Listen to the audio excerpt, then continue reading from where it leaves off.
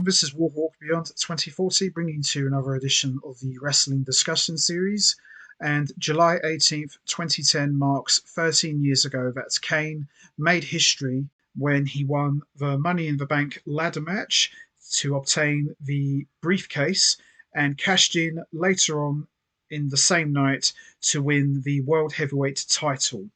And for today's edition, I am going to be talking about the success and failures of Kane's 2010 World Championship reign from July 2010 to December 2010. Now, Kane, by this point, had been in the company for almost 13 years, and he had pretty much won every championship there was to win. He had won the tag team titles multiple times. He had won the Intercontinental title multiple times. He had won the Hardcore title, and he had won the ECW World title, which to me, I don't really count that because it's totally irrelevant, but I guess it's still a title nonetheless. And of course, he won the WWE title when he defeated Stone Cold Steve Austin at the King of the Ring 1998, which he only held for 24 hours before dropping it back to Stone Cold the next night on Raw.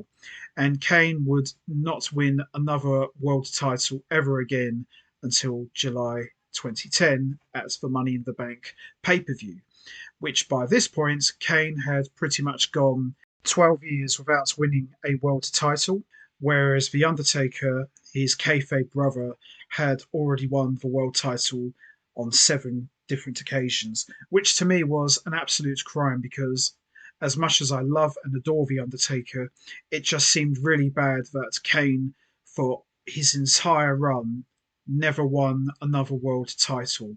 And he was more than long overdue to winning the gold again. And he got the opportunity at the Money in the Bank pay per view in July.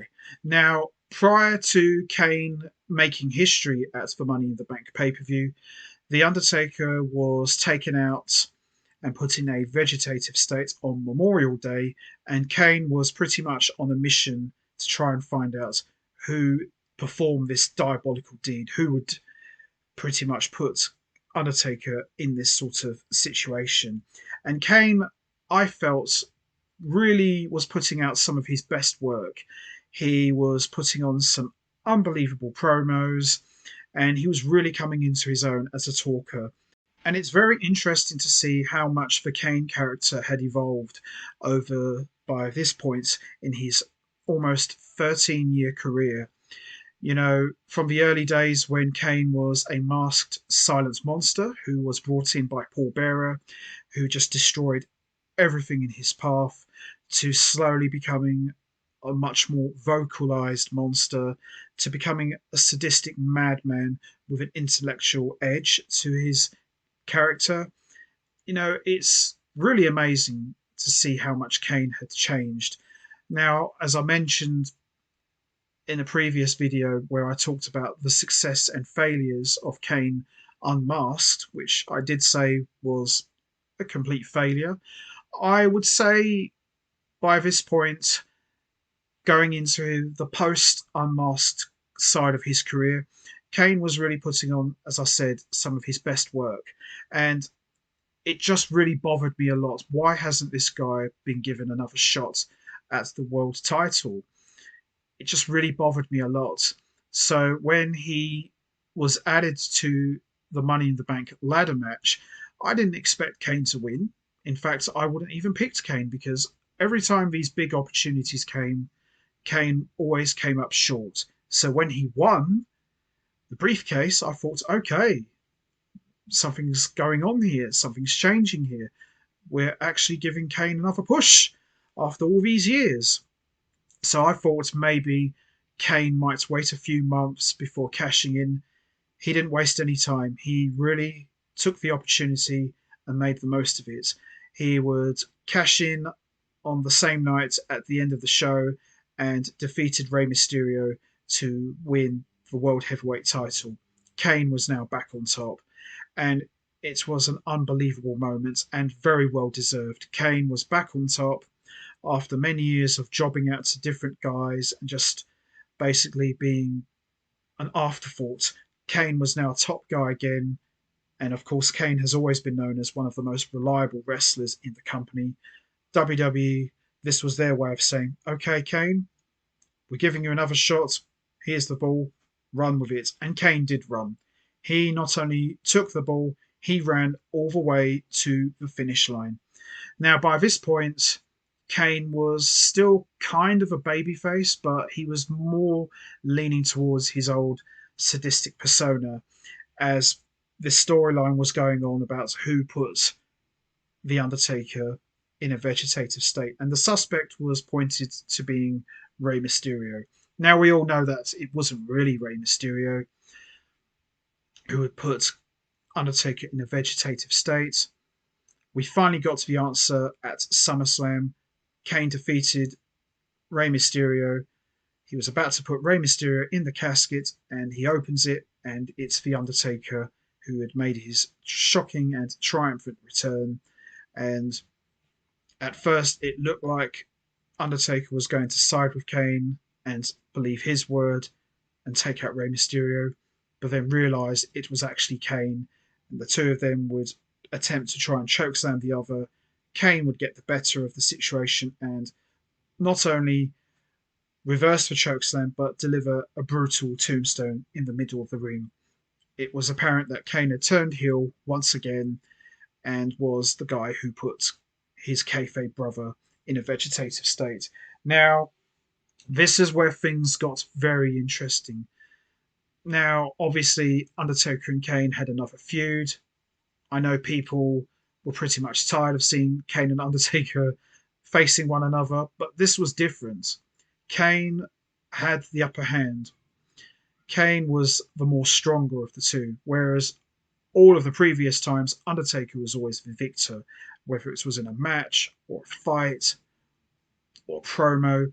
Undertaker was always built to look the more stronger of the two. But here, Kane was the world champion, the top guy, the monster heel, no pun intended. He had the upper hand on The Undertaker. And I thought that made for a very interesting situation. And again, the promos were unbelievable. The matches itself, not so much. And we know Kane and Undertaker have had some excellent matches in the past. Some of them have been a bit of a hit and miss, but by and large, pretty much had some good stuff. I would still say that their matches in 1988 were classics, all of them, especially the first two. They were excellent. The matches they had in 2010 were pretty slow, pretty uninspiring, very boring. But it was cool to see Kane not only beat The Undertaker not once, not twice, but three separate occasions for the world title. And Kane was really built up to look like a legit monster. And Paul Bearer was brought back. It looked like at first he was back to revive The Undertaker. He turned on him again and went with Kane. And to me, there was no stopping Kane. He was really on a roll. And I looked at it like, why didn't we get this big push for Kane years ago? This is what should have happened maybe in the early 2000s or at least mid 2000s during the Ruthless Aggression era. Why are we getting this now? But I wasn't complaining. It was well deserved. Kane worked hard. This was long, long overdue. So after he pretty much got his months long program done with The Undertaker, after burying him alive, he would move on to a program with Edge. He would defeat him at Survivor Series, and then he would finally lose the world title to Edge in a tables, ladders, and chairs match in December. So Kane from July to December, a very good long title reign. I'm glad he didn't hold it for just one day. He held it for quite a few months. I would have liked to have seen him walk into WrestleMania as the champion and maybe drop it to Edge. I think that would have been even better. So then Edge could have retired after winning the world title due to his neck injury, but it is what it is. But a very enjoyable title reign. He defended it against Rey Mysterio. He defended it on three occasions against The Undertaker, twice against Edge. Great stuff. Absolutely loved it. And Kane really came into his own as a character, a worker, a talker, everything. He was really on the top of his game. And I would probably say 2010 was the last proper full good year for Kane, where he was actually a big part of the show. He's always been part of the show in some capacity, but he was never really the focal point of the storylines or the show. As I said earlier, he was more or less an afterthought. But here in 2010, with not as much star power on the roster, Kane was there. WWE gave him an opportunity to run with the world title, and he done a fantastic job. And to WWE's credit and The Undertaker's credit, they made Kane look probably the strongest he had looked in years since his heyday. And I thought it was very admirable that they gave this guy an opportunity. As I said, would have liked to have seen him walked into WrestleMania with it, but it is what it is. But really enjoyable title reign and well deserved. So, in terms of the success and failures of Kane's 2010 World Championship reign, I'm going to say a complete success. A very surprising one. Very complete success. He closed out the show multiple times, put on some great promo work. The match quality does let it down a little bit, more on The Undertaker's part, but the stories itself more than carried it. So, yeah, I would say they were successful mainly for storytelling, not for the match quality. But very happy to see that Kane held the world title longer than one day, and it was a complete success. Kane would never win a world title again, but that's absolutely fine. At least he got to enjoy one last good long run, which was definitely well deserved. And having Paul Bearer back on his side while he's holding the world title was just the cherry on the cake. Great stuff. Absolutely loved it. And yeah, I would have liked to have seen maybe Kane put the mask back on around this time. I think maybe that should have happened as well, just to basically complete the transformation really. But he wouldn't really put the mask back on until the following year. But I think maybe around this time he should have just had a brand new look and a brand new mask. But it is what it is. But yeah, a complete success nonetheless. So that's going to be it for me. I'm going to wrap this up now. What was your thoughts on Kane's 2010 world title reign? Did you enjoy it? Do you look at it as a complete success or failure? What was your favourite program during his title reign? Was it against Rey Mysterio? Was it against The Undertaker? Or the stuff that he did with Edge? Did you enjoy having Paul Bearer back with him on his side? Did you like the fact that he was built to look more stronger than The Undertaker? And do you think the length of time that he held the world title was fine, or do you think he should have held it for a little bit longer? You know what to do, guys.